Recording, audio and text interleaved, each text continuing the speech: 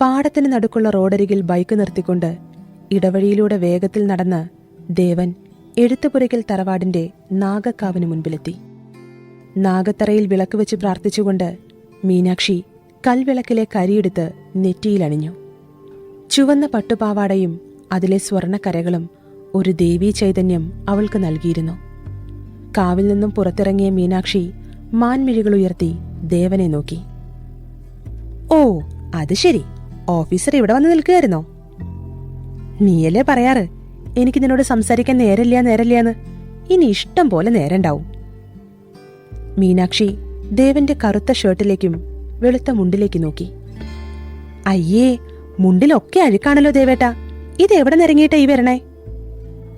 നിരങ്ങിയതല്ലടി, ഞാനാ നീണ്ടൂര് പാടം വഴിയാ വന്നത്. റോഡിലൊക്കെ നിറയെ കുണ്ടും കുഴിയാ. ചെളി മുണ്ടിലേക്ക് തെറിച്ചതാവും. അല്ല, ദേവേട്ടൻ നേരത്തെ എന്തോ പറഞ്ഞല്ലോ. എന്ത്?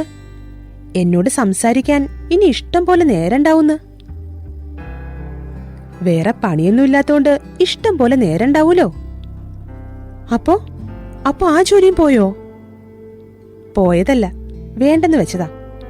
ഈ ബാങ്കിലെ റിലേഷൻഷിപ്പ് ഓഫീസർ എന്ന് വെച്ചാ കണ്ട കൗപീനൊക്കെ മുറുക്കി നടക്കാനേ കൊള്ളൂ. സാലറി കുറവ്. എന്നാ ഉള്ളത് കൃത്യമായിട്ട് തരുന്നുണ്ടോ? അതുമില്ല. മീനാക്ഷി ദേവനെ നോക്കി നെടുവീർപ്പിട്ടു. നീ എന്തിനാ വിഷമിക്കണേ? ഇക്കണക്കിന് ഞാനും എന്റെ പിള്ളേരും എങ്ങനെ ജീവിക്കും? നിന്റെ പിള്ളേരോ? എന്താടി പറയണേ? ഒറ്റ ദിവസം കൊണ്ട് നിന്റെ കല്യാണവും കഴിഞ്ഞ് പിള്ളേരായോ? കഴിഞ്ഞാലുള്ള അവസ്ഥയാ ഞാൻ ഓർക്കുന്നേ. നമ്മളും നമ്മുടെ പിള്ളേരും എങ്ങനെ ജീവിക്കും? ഓ, നീ അവിടം വരെ എത്തിയോ? ഞാനതല്ല, അതിനപ്പുറം എത്താറുണ്ട്. നീ ഇങ്ങനെ ടെൻഷൻ അടിക്കാതെ. ഈ 28 വയസ്സിന്റെ ഉള്ളില് ഞാൻ എന്തൊക്കെ ജോലികൾ ചെയ്തു. ഒന്ന് പോയാ മറ്റൊന്ന്, അത്രയുള്ളൂ. അതാ ഞാനും പറയണേ, ഏതേലും ഒരു ജോലിയില് ദേവേട്ടൻ പിടിച്ചു നിന്നോ.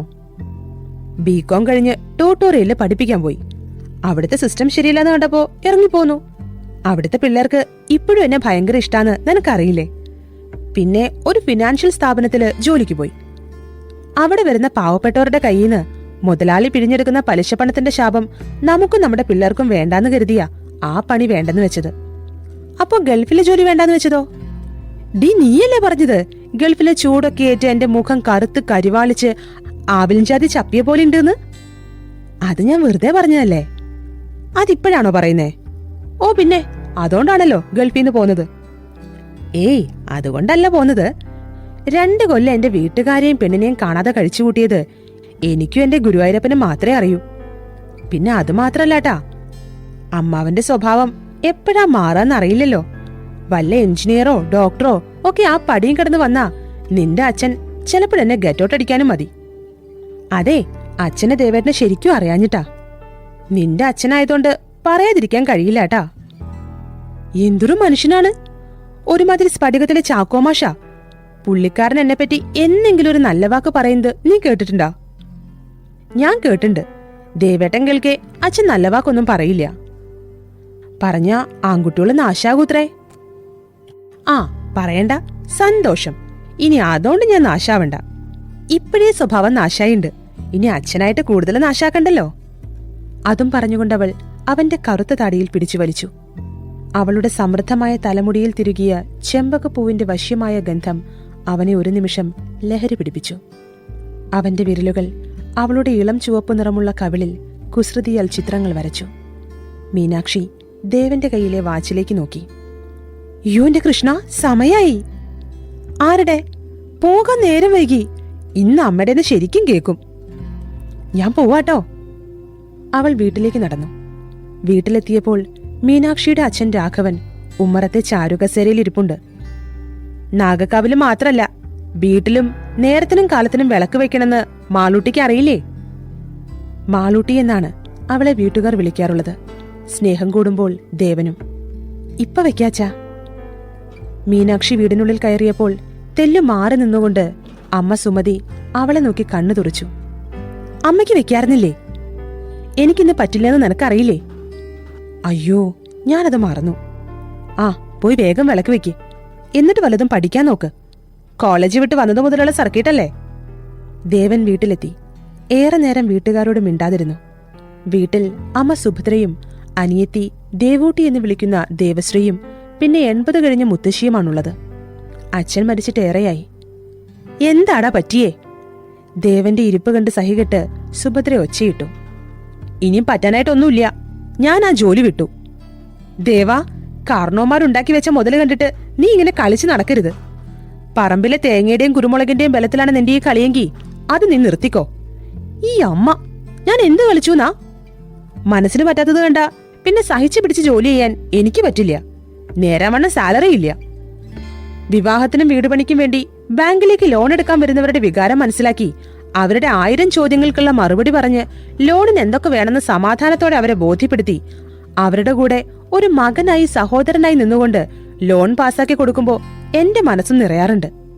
എന്നാ ഇതൊക്കെ ചെയ്തു കൊടുത്തിട്ടും ഞങ്ങളിൽ എത്ര പേർക്ക് കൃത്യമായിട്ട് ശമ്പളം കിട്ടുന്നുണ്ട് എന്ന് അമ്മയ്ക്കറിയോ? എല്ലാ പിടുത്തവും കഴിഞ്ഞ് കിട്ടുന്നത് മൂക്കുപൊടിക്ക് പോലും തികയില്ല ചില മാസങ്ങളില്. നീ മൂക്കിപ്പൊടി വലിക്കാറുണ്ടോ? സുഭദ്ര രൂക്ഷമായി ദേവനെ നോക്കി.